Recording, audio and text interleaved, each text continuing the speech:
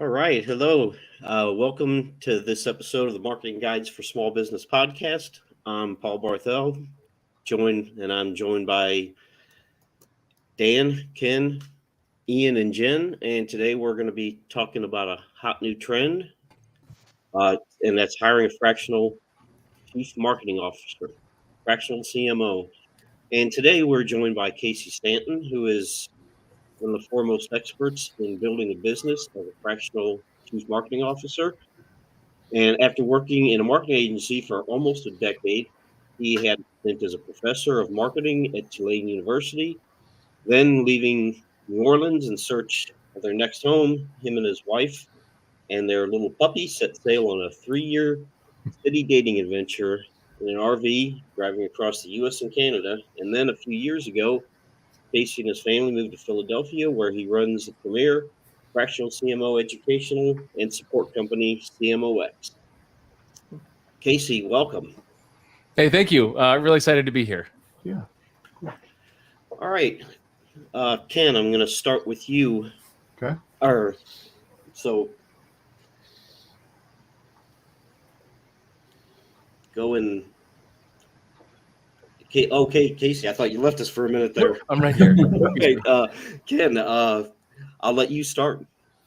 All right.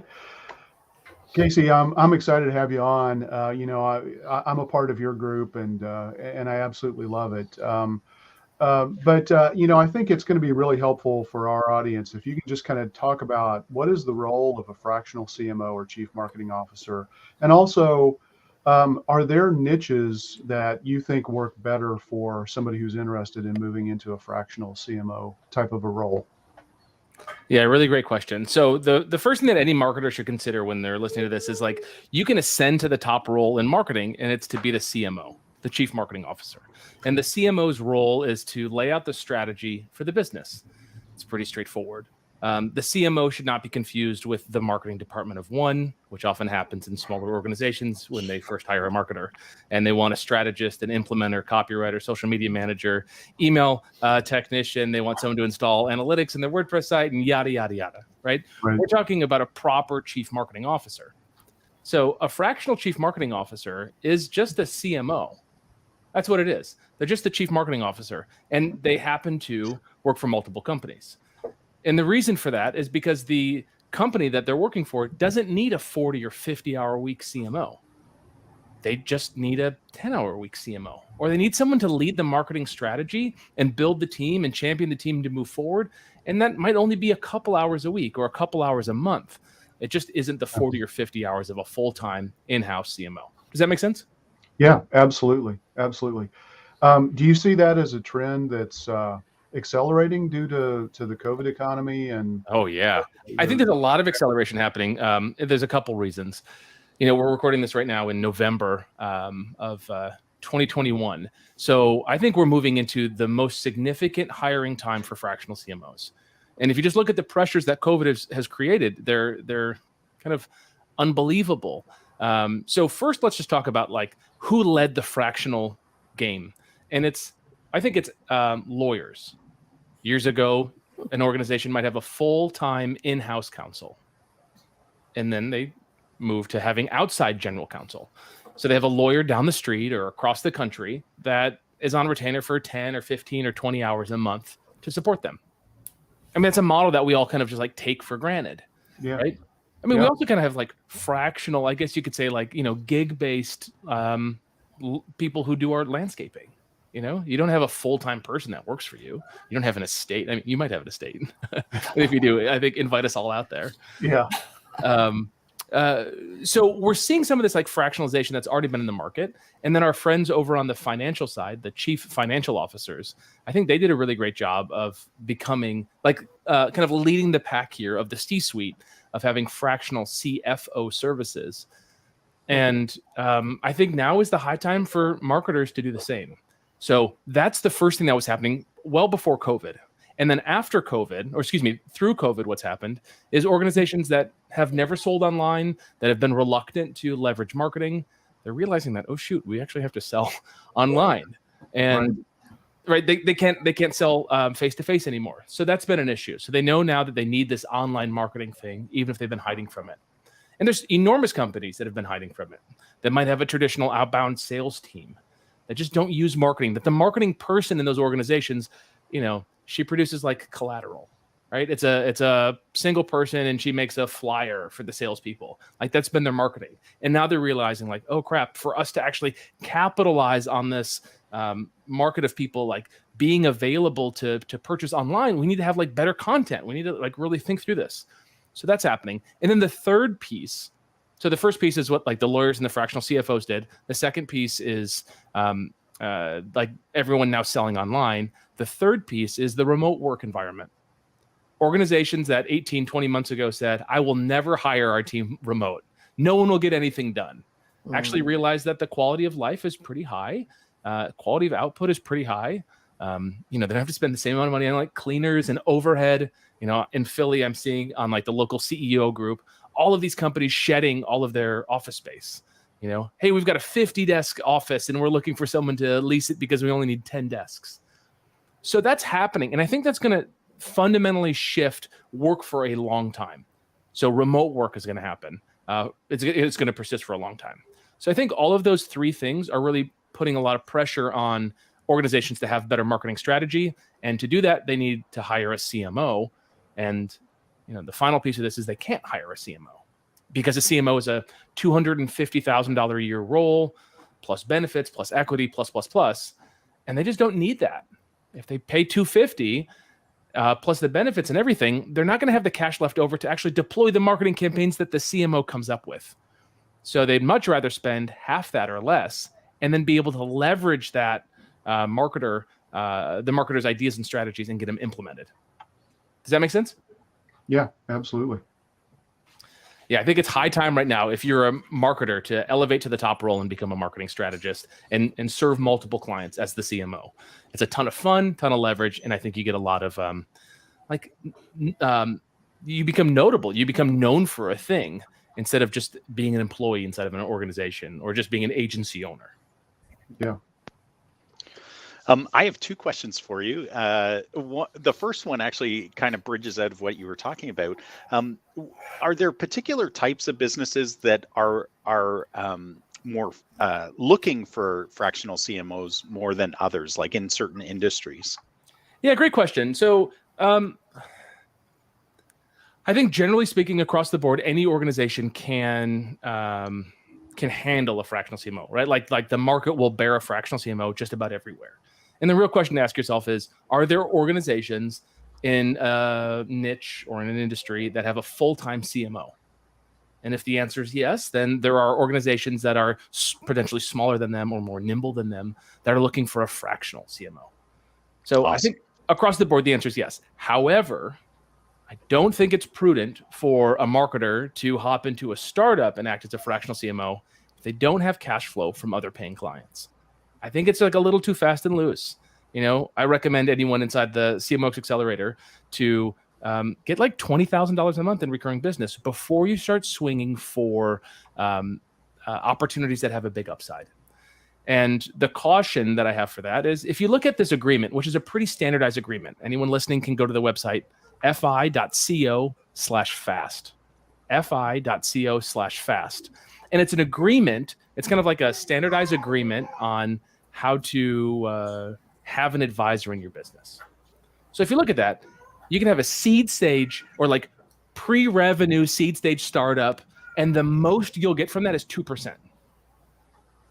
So the question is it worth betting your time in your effort and these years of your life on potential 2%? To me, the answer is no, until I reach a baseline of revenue, get my nut covered, have enough money for the things I want in life. And then sure, I can moonlight, I can take a risk, I can try to bring in some startup, equity, like sweat equity. That's fun, but I certainly wouldn't recommend that unless someone has enough capital to kind of cover everything else. Because odds are it's not going to work out, Yeah. Awesome. And the question I was really supposed to ask you, Casey, that was a personal one, because I was curious about which industries, are most, they have the appetite for this, right? Yeah. But we heard a little bit about your story on the intro, but how did you become a fractional CMO? Great question. So I was in a marketing agency. And how did I get into a marketing agency? I was on a date that went south and ended up talking to a guy in a bar because the woman I was on a date with didn't want to talk to me. And next thing I know, he and I worked together for a long time. And I started off as being just like a low-level marketer and worked my way up to project manager, sales, and then CMO of that organization. And I started doing marketing consulting for other companies. And that was fun, but here's the problem. The problem with a consultant is that they chase a revolving door. They're always prospecting, they're always selling, they're always servicing, and they're always spinning down. So it's this cycle that just like never stops. It's this exhausting cycle. And I found myself in it. And some months I did really, really well. I'd have a great month. I'd be thrilled. And the next month I could barely cover rent. And I didn't like that. And like, how do you plan taxes on that, right? How do you pay the government every quarter when your income is like really high or really, really low? It's just like it was frustrating. As my wife and I were thinking about getting married, I'm like, how am I going to afford this wedding? And it became very difficult. I didn't know how much money I was going to make the next month. So I decided what I needed to do was I needed to solve for a couple things. The first thing I wanted to solve for was I wanted to stay in marketing. I loved it. And I looked in marketing and I was like, wow, there's some people that make a lot of money, have a lot of impact. They've got a great lifestyle. So I know that it's possible. I don't have that. I didn't have that at the time. So how do I get there? That's kind of what I was solving for. The next was we set off on an RV trip. So we drove around the country for 3 years trying to find our next city. We called it city dating. Actually got married in Nashville along the way. It was a wonderful time. It was special, living in a 25-foot long RV that I pulled with my wife and our dog. A lot of close quarters, right? Like really an intimate setting for 3 full years. Yeah. Nothing like your sewer line freezing in Nashville just before your wedding and having to shower at the gym. It was nuts. So one of the things that the RV forced me to do was to solve for limited time. Sure, I could like hustle like I did, in my 20s and really just like outwork everybody. Just put in 40, 50, 60 hours of actual work, not of commuting and water cooler, but of like labor. Take a nap at 5 o'clock in the evening and go put in a couple more hours after dinner. Like I was doing that kind of stuff. And it was fun because I was getting ahead, but I knew I wouldn't actually get to where I wanted to be unless I solved for higher leverage. So the question I asked myself was, how do I create constraints in my life that allow me to hit the income goals I have and the impact goals that I have? I want to be useful and I want to have a great lifestyle for my wife and for my family. So with that, the RV presented some really tough opportunities, or tough like guardrails. So one of those was Wi-Fi. Wi-Fi is really tough when you're living in an RV. I never had fast Wi-Fi. At best, we'd pull up to a McDonald's and I could, work for a little while there because McDonald's across the country has like killer Wi-Fi, little trick. So go in there, get like a side of fries and work for 3 hours. They don't care. But I thought to myself, like, we want to have kids. I want to be present with my kids. I want to be like a present father. I don't want to be like my father who worked a full 8-hour day plus commuted both ways. And it was about an hour commute. He was out of the house 10 hours a day. I saw dad after, just before dinner, right? After school, just before dinner. That's when I got to see my dad on most days. And it was just kind of rough. I didn't want to do that to my son or to my kids. Right? I have a son now, and the kids that we'll have in the future. So how did I solve for that? Like, how can you solve to have the lifestyle? How do you increase your effective hourly rate as high as possible? And it became really clear that the way that you do it is that you ascend to the top in any role that you're in. So for me, I'm in marketing. I just want to ascend to the top. And then I want to reduce the risk by serving multiple companies. And I want to do it where I have the most leverage. If I think of any role that exists, you can probably find the Pareto principle, the 20% of work that produces 80% of results. So all I did was I decided to work on that 20% of work for a number of different clients.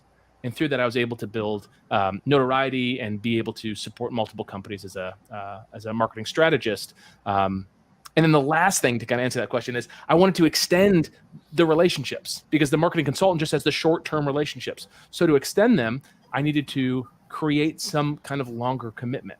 And that's really when that CMO thing came to my mind. Like, what does a CMO do to extend those relationships? And that's where the focus was. So At some level, I kind of fell into the consulting originally, and then I had to solve for freedom, flexibility, income, and impact. Yeah. Awesome. That's great. Casey, one of the things that you have, I believe, correct me if I'm wrong, your tagline is solve bigger problems. I think is that. Got it on my coffee cup right here. Yeah. Yes, very good. So, I'd love to drill down on some of those problems that a fractional CMO can really solve, because I think, a lot of people, you started to speak to this a little bit in the beginning, is a lot of people may not know exactly what problems they should be solving, because I think some of it may be strategic, but perhaps some of that is implementation. So I've seen everything from, basically CMO or creative director to basically a VA for all intents and purposes that Sure. just, I'll bring in these people. And I don't really know that can call themselves a fractional CMO or anything close to it. So I think for the people out there, what kind of things do you really solve and when that you're tasked to do? And then, for folks out there who are considering the jump to really embracing that title and what it truly represents, not, whatever, I'm a fractional CMO now, from somebody who actually is one. Tell us a little bit about that. Yeah, great question. And I think of a friend of mine, Cameron Harold, who helps COOs. He's like the COO whisperer, and he's just, or the CEO whisperer, I think maybe. I forget what his branding is around that, but he's all about the COOs. And he had this really great post a few years back about how we over title people, right? Just because someone does HR stuff doesn't mean that they are the head of HR in your company. Just because the person does some systems and processes stuff doesn't mean that they're the COO of your organization. When we over credential people, we expect so much from them, right? And if you expect that from them, you have to pay them. And oftentimes you want to say, I want to reward you with this title, but I'm going to pay you 3 levels below it. So I think just as a reminder to everyone here, be very cautious of the titles that you give yourself and of the titles that you give people that are your direct reports or that you work with, because you want them to feel kind of empowered by it and not overwhelmed by it or whatever. Okay, so to your core question though, what problems does a fractional CMO solve? Well, again, they're just problems that a CMO solves. So what does a CMO solve for? And they're solving for major outcomes. I think of it as the CEO needs to tell me, if I'm the fractional CMO, they need to tell me, Casey, I want this outcome. And I say, by when? And they say, by December 31st, 2021. Okay, cool. Got it. That's clear. Let me think about it. Okay, in order to get to that outcome, what do I have to produce? And then as I think through that, I also am challenging in my mind if their outcome is even really in service to what they want. Oftentimes a CEO will say that they want something, maybe because they heard it somewhere, maybe because it's buzzy, maybe because they want to double their company so they can double their take-home revenue or their take-home, like how much they make, like they want to double their salary or their, owner's draw. But really what they need to do is just increase their revenue just enough to pay themselves more. Like you want to challenge the problem that's presented to you to ensure it's the right problem. That's first. Once you know that the problem is a solid problem to solve, you have to figure out how to solve it. And I want the biggest problem. I don't want a client to come to me and say, hey, what's going on with email deliverability? Like, sure, that's important, right? And there's like some rules around it, like get your DMARC and DKIM and SPF records set up, maybe look into BIMI, B-I-M-I as a record. That's kind of like a new standard that's pretty hot that helps with deliverability. Maybe use a tool like warmupinbox.com, or maybe you hire a company like deliverability.info. Like those are fine ways to solve for that. But I want to go the meta level above that, right? Which is like, how many customers do you want by the end of the year? And how much do you want to pay for them? It's like, tell me that. And then let me figure out if email deliverability is the issue, right? Yeah. So like, tell me, Casey, I want 1,000 new customers. I want the average cart size to be 10% above where it is right now. And I'm willing to pay $50 per sale, $50 per acquisition of a new customer, which is down 10% from last quarter. It's like, okay, you want 10% higher cart value, 10% lower acquisition cost in Q4 when CPMs are notably rising, right? Like, okay, that's a real problem to solve. So how do I think through that? What talent do I need? How do I know I'm on track or off track? And I mean, at the end of the quarter or at the end of the year, when you deliver that outcome, you'll deliver it if you're focusing on it every single day with stand-ups, every single week with weekly team meetings. You have good teams around you. You have a KPI scorecard that everyone can kind of rally around and track and see that they're on track or off track. Mm-hmm. And what I want is like a dogged, simple 1, 2, 3 things the marketing department has to deliver by the end of the quarter. I'll come up with subordinate pieces to that, and I'll tell individuals what they have to deliver. But I want the whole team to rally around 1, 2, or 3 deliverables, and that's it. And if we can have those things, oftentimes you can get adults in the organization to think like adults and self-manage and solve for their individual kind of component of those major outcomes. I love that, because I think it opens us up to the kinds of people we can work with, more so than what we might even originally think. Sometimes we look at this stuff and we go, okay, well, they don't have a marketing department, or they just have one person and that's it. Well, then I can help them, which is okay. But it sounds like you're saying is, hey, it's actually a good thing maybe in some instances, though, too, if they have 10 people or 15 people in that department, because you're solving problems at a higher level anyway than what any of those other people. Those are people who are great with the in the trenches, if you will, for the stuff that you're talking about. But you get to do the higher level and not necessarily worry about, how many posts should get out the door or this week on social media or things like that. I asked someone else to figure that out. Yourself. Yeah, exactly. I asked someone else to own that. I want them to come up with the strategy on it, and then I'll check it to see if their logic is accurate. But I want to give them that growth opportunity to come up with the strategy themselves. And if they're wrong, I'll spend the time to tell them why I disagree and challenge them and help them rewrite the strategy. But as you coach people into that, they become more self-managed, more effective. It's a beautiful thing. And it sounds like you're also bringing in a lot of good sales stuff here, sales intelligence. Even though the title is technically Fractional Chief Marketing Officer, there's definitely some selling concepts here that marketing people don't necessarily always think about the way they should. So. And what's interesting too is the term there, fractional. The organizations that I serve as the fractional CMO for, they don't call me the fractional CMO. They call me the CMO, right? Yeah. Everyone knows me as the CMO. And I think that's really important. They don't think of you as part-time. They think of you as being there for everything that's needed. And if there's more need that happens, it's either because you're not delegating effectively, or you need to increase the hours that you honestly work. And to do that, you probably need to get paid a little bit more. So that's, different organizations need different things. I want to talk to the idea of coming into an organization that has a lot of marketing people in the department. When you do that, it can feel scary to those people. And the last thing you want to do is, first of all, be a consultant, because consultants, anytime an organization, like the CEO's like, hey, we hired a consultant, everyone collectively rolls their eyes, right? Like no one wants a consultant to come in because it's a 4-letter word. That person's going to come in, they're going to give some lame boilerplate, frameworks, and they're going to do a bad job rallying people, and then they're going to disappear and never understand the nuance of why the organization hasn't been successful. Right? They're just going to come in with these high level things. So you want to dig in deep. So when you come into an organization, I always tell our fractional CMOs, when you go into an organization, the first thing that you say is, I'm not here to take anyone's job. Yes. I'm here to remove the roadblocks so you can be more effective. Some of those things that you might do for a larger organization is have everyone inventory all the work that they do, grade themselves on how effective they are at it, and then have an open conversation with everybody about a little trade. Let's trade work. Okay, I'm doing this thing and I'm really bad at it and I hate it. And the other person's like, I love that stuff. Can I do it? And if you do this kind of a draft of all of the tasks that happen, then everyone is really clearly in their vertical inside the organization, and they're doing tasks that they love doing. A client that I work with, that I've been working with for over a year, just a really wonderful team, larger team with a marketing director. And when I stepped into that organization, no one ever took vacation. Vacation meant I'm not coming to the morning meetings, but I'll be available the rest of the day. Right?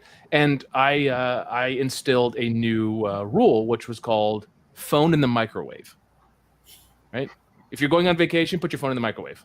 I don't want to hear from you. People say stuff like, hey, I'll be around if you need me. And the answer is no, you won't.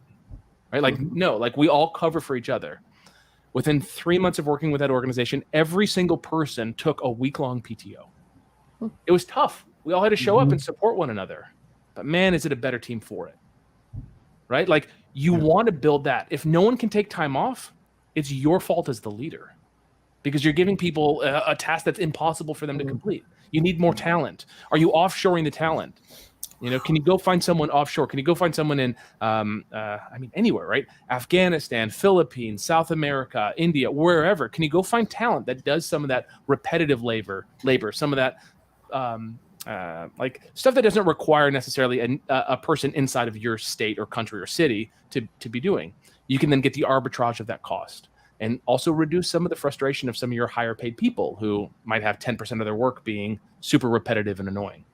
So the job of the CMO is to make the company better, more streamlined. And I think you ultimately want to create a dream team of people. And these people are there to like rally around and support whatever the outcomes are that the CEO wants. And you want to be able to bet on that team every single time. It's a phenomenal place to be, to really like bolster a marketing department instead of just like coming in and giving some ideas. Yeah. That's great. Yeah. Casey, you said at the beginning that, the way business is conducted has drastically changed in the last couple of years, but let's look at the future a little bit. Where do you see digital marketing jobs in 5 or 10 years or even 20 years, if that's not too far out? Yeah. So, okay, let's get a little nerdy. So I'm a big fan of Peter Diamandis. I was lucky enough to work on some of his book launches a few years back, and he's a futurist. He started the X Prize Foundation. The winner of the X Prize was purchased by Richard Branson and his Virgin Galactic. So Peter created, kind of incentivized this privatized space travel. I think in a lot of ways you could say like Blue Origin and SpaceX came because of the interest in space that Peter was able to kind of refoster. Peter's this incredible futurist, and he has his 6 Ds of exponential growth. And these Ds, I'm just going to pull it up so I get it right. 6 Ds of exponential change or exponential growth, just to pull them up. So the first one is digitization. So everything becomes digitized. We know that to be true. We can think of books. Books went from physical to digitized, and like that changed everything. And then there's this deceptive area in the curve where we think it's a linear growth, but really it's exponential. And then it's disruptive, right? Once we get really exponential. And then there's a rapid demonetization of the thing, dematerialization, and then finally democratization. And if we think of like the camera, Kodak invented the digital camera, and they saw the megapixel rating grow so slowly, it looked like it was linear, but in fact, it was exponential. They missed it. They were worried that they were going to lose developer chemicals and paper sales to a digital camera, so they didn't focus on it. And that deceptive end of the curve shot right into the disruptive. And as you know, like like right now there's a film shortage, like digital cameras are everywhere. Then those cameras became demonetized. I have cameras over here. Like I've got like a Mamiya TLR and a Linhof Master Technica. Like these cameras used to be these incredibly expensive machines, and then that price just diminished very quickly. The cost of a digital camera was very expensive, and then that just diminished very quickly. Now you go out and buy a cell phone, and I've got the iPhone, and these cameras on here are incredible. And the phone cost me $1,000, which is not a lot when you consider it's a phone, it's a calculator, it's a web browser, it's a camera, it's a video camera, it's all of these different things. And then the dematerialization, that everything kind of moving together, and then democratization. So knowing that this exists, I think that's like a really cool kind of way to look at things. Look at any industry. Let's talk about marketing specifically. I think we're seeing rapid demonetization of marketing implementer roles across the world.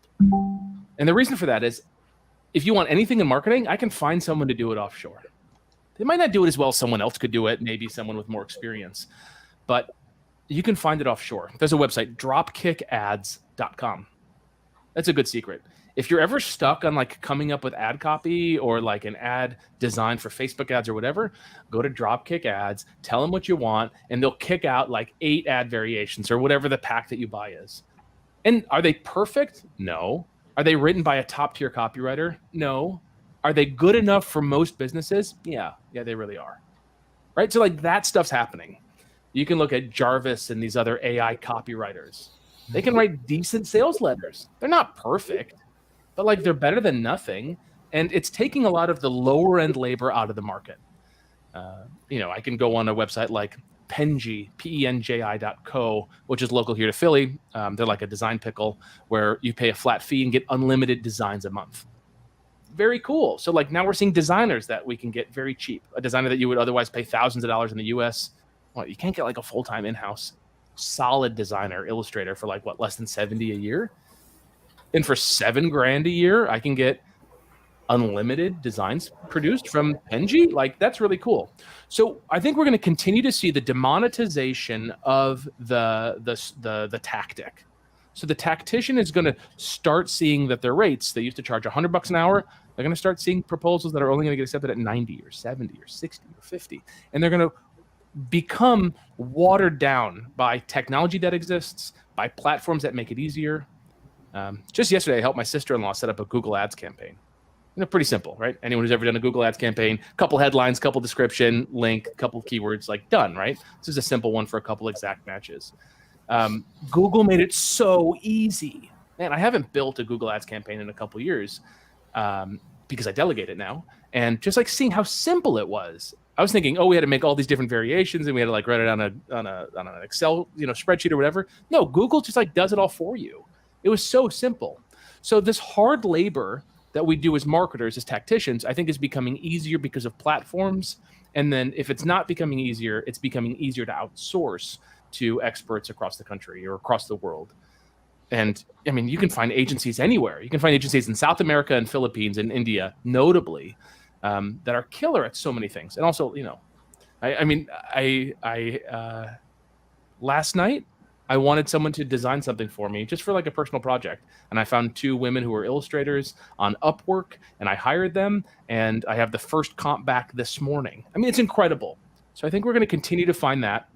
And the only way to stay relevant is to move up, right? You can start your agency and like have all of these ad people under you. That's a model, but I think you have to move up strategically so that you can solve the bigger problems, stay ascended, be able to identify the better opportunities coming your way, be able to jump on them, support those organizations, make a bigger impact, and then leverage all this outsourced talent. And let's face it, I mean, some of these just take too damn long. I mean, that's just the thing is like the logistics of getting the product takes too stinking long. I mean, if you want to have a logo, you can have a logo. You can have like 50 different logos if you want within a week. And they could be, like you said, are they the best that ever, existed? Maybe not. But right. I think what you're getting at here is if we put ourselves as at least fractional creative directors, we're always going to see the work. Not even just fractional CMO, but fractional creative director. We will see the work before it goes out anyway. So why mess around with, people who are going to take a long time, charge more money, and then have maybe 3 concepts at most to show versus these platforms that you're talking about. I mean, that's right. Like go to 99 Designs and you'll be able to get it too, right? Right. Say I'll spend $1,000 for this logo. They guarantee you're happy. And you go get 50, 60, 70 designs on it and you choose your favorite. It's incredible. Yep. Yeah. And I remember listening to Dan Kennedy tapes. So Dan Kennedy, the marketer, for anyone who doesn't know, kind of one of the classical marketers who wrote, I mean, he didn't invent the sales letter, but he was one of the champions behind long form sales letters that emails to people and sell stuff. He's like the guy behind Proactive and other Guthy Ranker infomercials. Just a very smart marketer. And what I like about Dan's process is, let me see how to say this.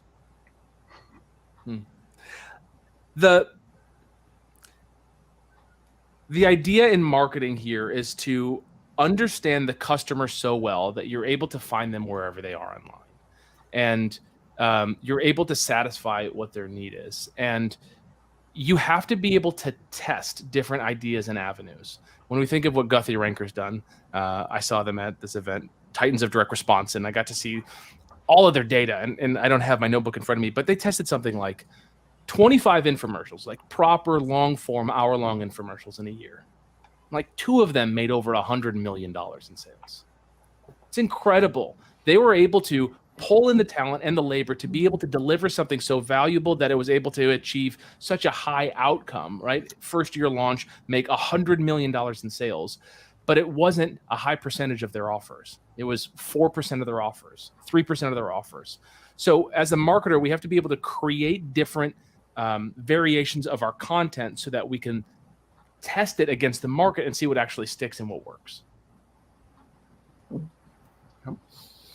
Casey, I have a 2-part question for you. So first one, if I'm listening to this, I'm a marketing professional. I believe I'm ready for the next level. I'm ready to go out and be the fractional CMO. What kind of first steps advice do you have for that person? And then on the other side of the desk, for a company that's listening to this and going, you know what, that's what we need, our first fractional CMO. How do they go about finding and making sure they're going to do the right choice the first time out? Yeah, well, those are big questions. So the fractional CMO, the CMO needs to instill confidence. At the end of the day, I want people around me that protect my confidence. So Dan Sullivan says, and he's in Toronto too. He's just out in. Yes. I've had the pleasure of seeing one of his workshops. He's amazing. Great. I love him. Just like one of the best thinkers today. And honestly, everyone should subscribe to his Twitter. It just like drops these little nuggets, every day. And they're just like always so good. I'm like one of 5 people that comment on him. I just think he's the best. So Dan Sullivan, strategic coach. But Dan says that the role of the entrepreneur is, you must have your confidence protected. So what can you do to protect your confidence? Think of that as the marketer that you're going to support the entrepreneur. How do you protect their confidence? Right now, the thing that you should be saying to companies, if you're trying to swing and go win business as a fractional CMO, is you should say, I want you to have a confident strategy for 2022. It's a crazy market right now. We're just about to go into the holiday buzz. Now, I'm not here to tell you that we're going to put together a Black Friday campaign, right? That might be too short notice. But let's make sure Jan 1, you're rock solid and it's your best year ever with a marketing strategy where you're confident. If you come from the place of servant, like you're serving the organization, helping the executive achieve their outcomes, it gets, you win more. It's definitely more welcomed than trying to push something. Right? You're not trying to push fractional CMO services. You're trying to push helping make their dreams come true. A line I like to use is, my job is to bend you to your will. Not to my will, but to your own. You tell me what you want, and my job is to get you there. And every time that you try to, blow things up, I'm going to stop you and show you why that doesn't work and what we need to do differently. So that kind of champion for the organization is really needed. Another line that's really helpful is, no one wakes up for your organization every day and thinks, how do I help it grow? Right? I want to do that for you. I want to be the person that's in the role that helps you grow your business. I want to be aligned with that outcome. And what's cool is like, you kind of put yourself on the line there. You say, if I don't do it, I'm not good at this. I'm not the right guy for you. I'm not the right woman for you. So let me go. Like, we won't lock you into long-term contracts here. Let's go fight together. Let's go grow your business. And if it doesn't work out, I'll introduce you to someone that I think can help you. But like, I really think I'm the right person. So I think that's one thing that's really helpful. And then the other side of your question is, what does the company want to see? I think the company wants to see someone who's committed to their growth, someone who's aligned, someone who has clear outcomes that they can actually fight for and win. Like, not just like, quote unquote, grow the business or make customers happier or like whatever, acquire more customers. You want to have some clear measurable KPIs. How many more customers? By what time? How do you know it's successful? A really wonderful question to ask any company that you work with in the future as a marketer is, in 90 days from today, if you were thrilled with the success that we made, what would it look like? You tell me what would make you happy. And I'll tell you, 1, if it's possible, and 2, if I'm the right person for it. Right? And if it is possible and you're the right person for it, then just do it. And then the person's going to be happy. And if they're unhappy because they have the disposition of someone who's just like never satisfied, just remind them that they agreed that this would be satisfactory and you achieved it. And now you want to know what the next quarter needs to be. And you kind of present your ideas and things like that. The last thing for that organization is the organization should work with someone who's done it before. The best predictor of someone being able to help you is if it helps someone else already do it. So unless you're in this wild, blue ocean, brand new industry that's never existed before, if you're like coming up with NFTs for the metaverse for, like brain transfusions, right? Like, I don't even know. Maybe you need to just go find someone that's really smart. But for everybody else, go find someone who's done it before and get that person to help you. They might have done it before because they were lucky, but they have an edge that no one else has. And that's the person I think that's worth fighting to work with. And then hold them to high standards. Hold them to real standards of measurable growth. And if they're able to achieve it, you should be able to do the math on. People say on the back of a napkin. I do it on the glass door of my shower, like all the time, right? What's the math that you can write out for how effective that person has to be in order to get the outcome that you want? Oh, okay. Just to follow up on that, you mentioned quarters. Is your recommendation that somebody signs on for a full year, a couple quarters? What's the length of time? Yeah. So, I personally don't want to take on a client for a full year until I know if I can help them and if I like them. The quality of my life is really important. I served clients for a while because I just needed business. And those clients weren't great. Had a lot of stress, had a lot of frustration, had a lot of late nights, had a lot of just like tension and anxiety. So I don't want that. I never want to put myself in that position.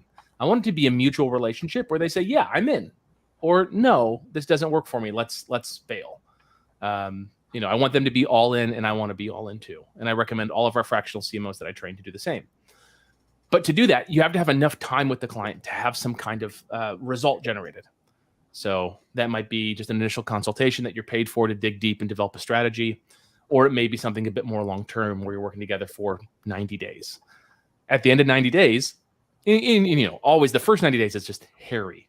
It's just kind of a mess. You're coming into like a tangled knot, and your job is to straighten it out and make it perfect so that it can scale in the future. It's a very difficult thing to do in the first quarter, to do that and create dramatic results, right? If you have a good aligned team and they're ready for orders, that's one thing. But if it's most companies, it's kind of mixed up. There's no clear, delineation of roles or accountability. There's no outcome focus. There's no cadence for communication. There's no communication channels that are standardized. People are texting, they're slacking, they're Skyping, they're Facebook messaging. Like if you centralize all that stuff in the first quarter and you get the team ready to rock, then you can easily sell typically your second quarter with them, where you're going to actually generate a much bigger impact, like a measurable impact. Yeah.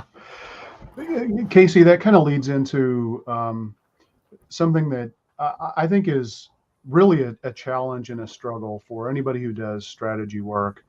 And that is, you've got to have the foundation laid with the proper strategy. And that's fundamental. And as long as you push that down the road, you're going to be wasting time, effort, money, burning out people, getting less than desired results, missing massive opportunities, incurring opportunity costs because you're not getting to where you want to be. But at the same time, I think, one of the things that you talk about in the program that I'm in with you is you also do have to look at those fast cash opportunities. Yeah. And every organization has, and I know I'm guilty of this as much as anybody, maybe even more. People have 50%, 80% things that are done that have never been launched, that are, or simple strategies that are just so fundamental that you can implement right away. So can you talk about that a little bit? I love that. That's such a prudent point here. So many organizations have paid for the ideas already. They've gone to the workshop, they bought the book, they hired the consultant, whatever it is. So they got it started. They get it. But there's a problem with follow through. There's a problem with completion. There's a problem with launch. There's also a problem with boredom. I was just talking to someone who just joined our Fractional CMO Accelerator just before this call. And he's got someone on his team, and she's doing the sales qualifying, like the first part of sales, which is like to kind of open the conversation and qualify it.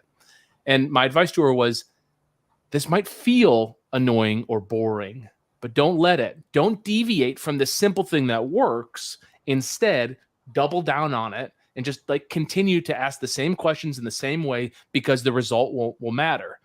So many organizations get bored of a process that works really, really well, or they get bored of going to an event, or they get butt hurt because someone at the event said something and it made them sad, and for whatever reason they decided not to do the event next year, right? Like, these are silly reasons that people deviate from a successful strategy. So very often when I start a fractional CMO engagement, or one of the members of ours does, they might dive in and they might identify that there was an event that used to produce really well for the company. It's like, well, why aren't you guys doing it? They're like, oh, well, our guy who used to coordinate that stuff, he left. It's like, okay, but that drove so much business. Can we get someone on that? They're like, sure, I'll do it. Okay, great. Like, that little thing could just bring in 20% more business kind of overnight. And they already have all the stuff for the live event, right? They have like the banners and the tables, and, you know, they know what to do. Yeah. So that exists. It also exists that they have webinars that they ran, and they did one webinar.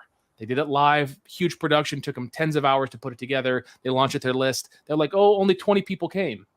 It's like, okay, only 20 people came because you wrote about it on January 6th during the insurrection, and like everyone was busy watching the news. Like, take that same video and relaunch it, and let's use that. I mean, there's these assets that you can re-leverage. You can put them on your website as webinars on demand. You can take that ebook that's 80% complete and finish it. Get a ghostwriter to finish it. I mean, there's all these ways that you can leverage almost done work and get it to completion, or completed work and then promote it. And you can promote it in an evergreen way. I mean, so few people. I mean, Ken, you had a great, when you were on my podcast the other day, you had this great conversation about how to repurpose content. Yeah. Right? And you're talking about what you said, like a 12-month repurposing for each piece of content. Yeah. Yep. Most companies shoot it out once and then they get upset when not enough readership happened. Like, yeah, exactly. Yeah. Well, and you know, it's, I think one of the things that can be just really valuable from a CMO perspective is everybody else is down too far into the weeds. They lose sight of all of that stuff. Yeah.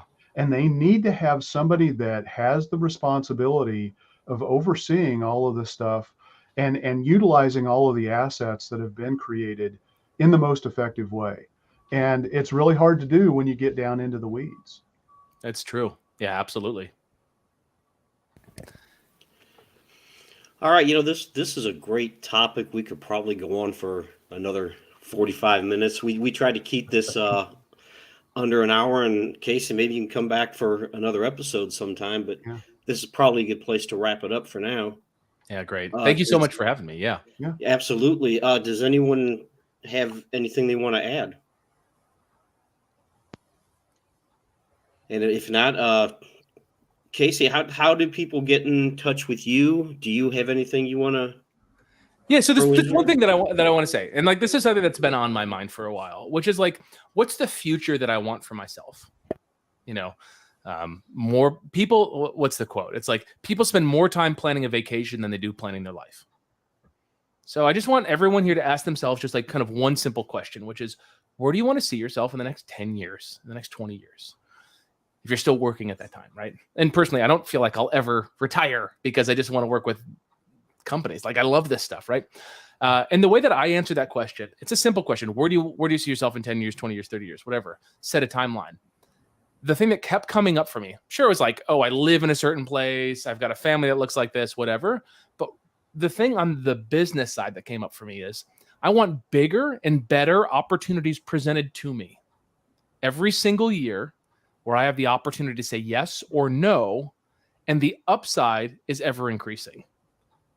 Like, that's just think of that vision for yourself. What if you didn't have to go chase business, but the business came to you and you got to say, oh, that's a really cool project. It's not for me though, because I'm not wanting to work that hard right now, or I don't like that niche, or I don't like your attitude, right? So no, thank you.